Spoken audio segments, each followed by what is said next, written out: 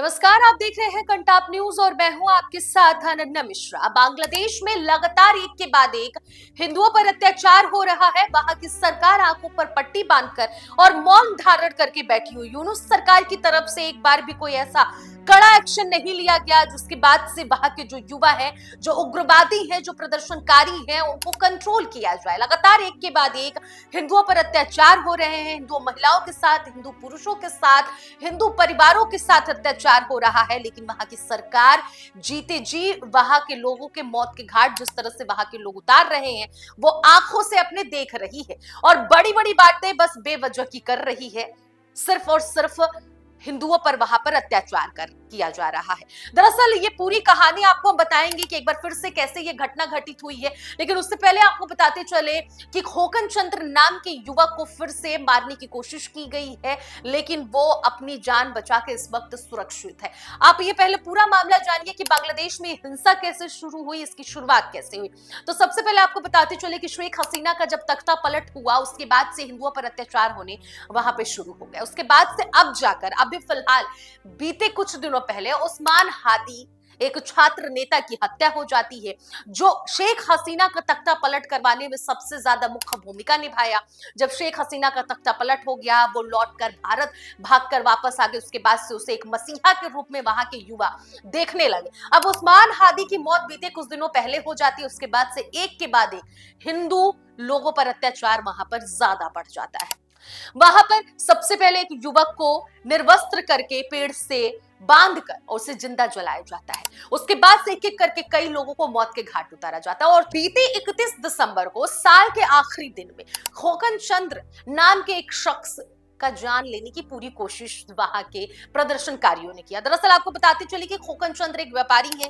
वो अपना दुकान बंद करके रात को लगभग 9:30 बजे के करीब, यानी कि 9:30 के आसपास, वो अपना दुकान बंद करके अपने घर को लौट रहे थे। इस बीच वहां पर प्रदर्शनकारी आते हैं, उन्हें घेरते हैं, उनके ऊपर चाकू से वार करते हैं, उनके पूरे शरीर को छल्ली कर देते हैं। उसके बाद से उनका जी नहीं भरता है तो उसके ऊपर पेट्रोल डालते हैं और पेट्रोल डाल के उन्हें पूरी तरह से जलाने की कोशिश करते हैं। खोकन चंद्र पास में एक तालाब होता है, उसमें कूदकर उन्होंने जैसे तैसे अपनी वो जान बचाते हैं। उसके बाद से आसपास के वहां पे जो लोग होते हैं वो उनकी जान को बचाते हैं और उसके बाद से अस्पताल में भर्ती करते हैं। फिलहाल खोकन अस्पताल में भर्ती है, लेकिन ये कितनी बड़ी बेरहमी और कितना ज्यादा हैवानियत है कि उनका जी नहीं भरा।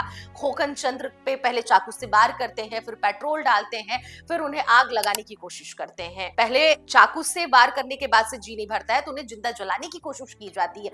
तो ये है लगातार एक के बाद एक हिंदुओं पर वहां पर अत्याचार हो रहा है। अभी बीते कुछ ही दिन पहले, 1 से 2 दिन पहले, वहां की पूर्व प्रधानमंत्री खालिदा जिया का सुपुर्दे खाक उनको किया गया, जहां पर तमाम बाहर के वहां पे विदेश मंत्री आए थे, तमाम नेता बाहर से आए थे, दूसरे दूसरे देशों से। उसके बावजूद भी यूनुस सरकार के कानों पे जू नहीं रेंग रहा है और उन्हें अपने देश की बिल्कुल भी इज्जत प्यारी नहीं है। लगातार एक के बाद एक हिंदुओं पर अत्याचार किए जा रहे हैं और एक के बाद एक जवाब और हवाला ये दिया जा रहा है कि वो गैर कानूनी कार्य कर रहा था तो गलती से उस पर गोली लग गई।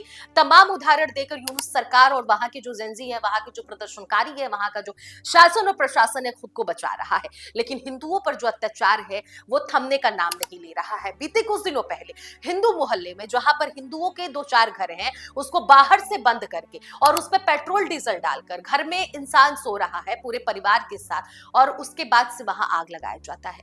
लोगों का घर टीन शेड था, घर के छत को लोग तोड़कर और बाहर जैसे तैसे निकलकर अपनी जान बचाते हैं। तो वहां पर इस वक्त हिंदू जो है बिल्कुल भी सुरक्षित नहीं है। वो किसी से बोल रहा है तब भी उसकी जान जा रही है, किसी से वो नहीं बोल रहा है तब भी उसकी जान जा रही है। वहां पे एक शपथ ग्रहण यूं माना जाए कि वहां के लोग कर लिए हैं हिंदुओं का पूरी तरह से खात्मा करना। और जब से उस्मान हादी की मौत हुई है, जब से उस्मान हादी की हत्या हुई है, तब से वहां के लोग भारतीयों के प्रति और हिंदुओं के प्रति ज्यादा उग्र हो गए हैं। बांग्लादेश में जिस तरह से अत्याचार हो रहे हैं, इस पर क्या आप विचार करेंगे जरूर बताइएगा कमेंट बॉक्स जाकर, क्योंकि हिंदुओं के ऊपर एक के बाद एक वार किया जा रहा है और जिंदा उसे मौत के घाट उतारा जा रहा है। मैं थी आपके साथ अनन्या मिश्रा, कैमरे को उस पार से मेरा सहयोग कर रहे थे सुमित शर्मा।